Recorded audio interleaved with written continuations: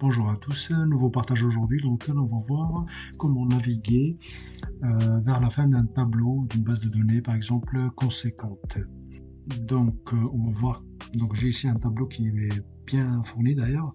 Donc pour arriver à la fin, je fais CTRL SHIFT flèche du bas et là on voit j'ai 12 237 lignes.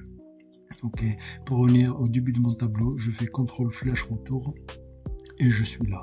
Donc pour pouvoir faire ça, je vais va procéder à un nommage d'une cellule. Ça c'est dans un premier temps et après on va hacker ce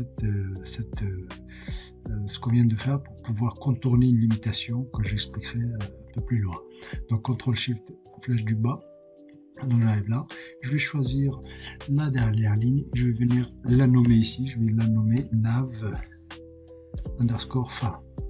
Par exemple, je fais entrée, CTRL SHIFT, CTRL flèche retour, donc là on voit qu'elle apparaît. CTRL flèche retour pour arriver, pour retourner sur le début de mon tableau. Là on va vérifier si ça marche.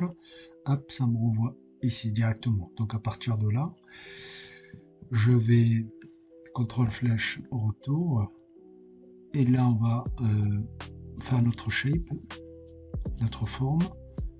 On va le finaliser, on va le laisser par défaut comme ça, on va écrire fin.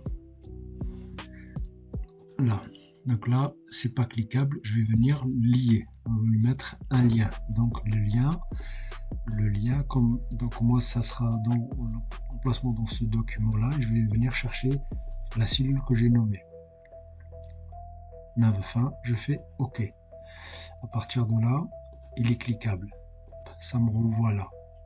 CTRL flèche retour, hop, ça me renvoie là. Sauf que là, si mon tableau, là, dans un premier temps, si mon tableau n'est pas amené à évoluer, c'est-à-dire avoir d'autres entrées plus loin, on peut rester là. D'accord. Mais si je suis amené à incrémenter encore plus mon tableau, ça ne marchera pas. C'est-à-dire, à chaque fois, si je rajoute d'autres entrées, chaque fois, je vais cliquer sur le shape, sur la forme fin, pour arriver à la fin de mon tableau, ça sera toujours là. Et peut-être que mon tableau, il est encore plus loin. Donc, pour pouvoir contourner cette limitation-là, on va utiliser en fait une formule avec la combinaison de deux fonctions. Donc, on va commencer par la fonction index. Je fais tab pour entrer dedans. Je vais chercher donc quoi? Je vais chercher donc toute la colonne A. D'accord? Je fiche rien, j'ai pas besoin. Point virgule, et là, je vais combiner avec la fonction ligne avec S, ligne au pluriel. Et là, mon tableau, il est déjà, on voit déjà que je suis déjà en structure tableau. On le voit grâce à ce petit triangle en bas là. D'accord?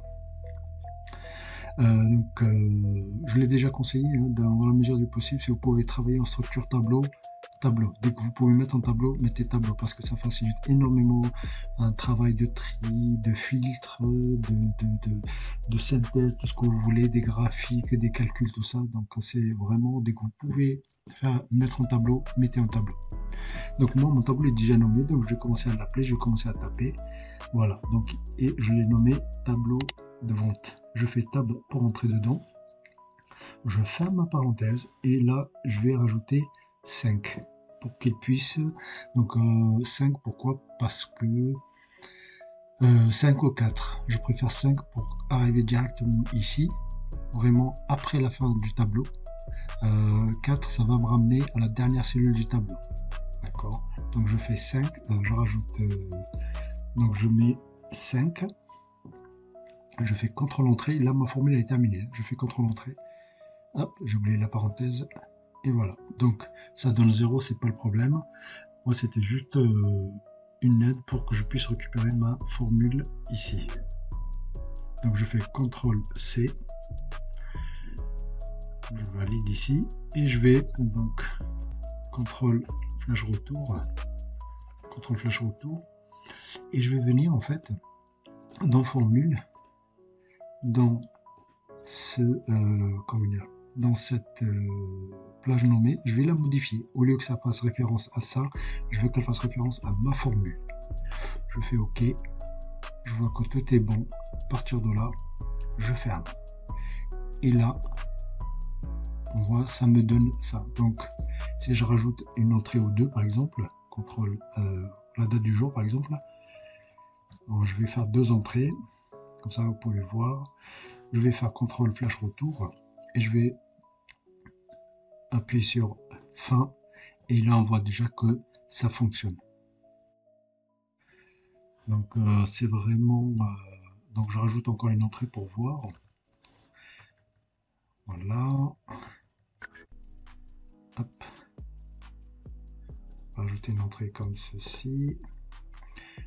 Je supprime ça.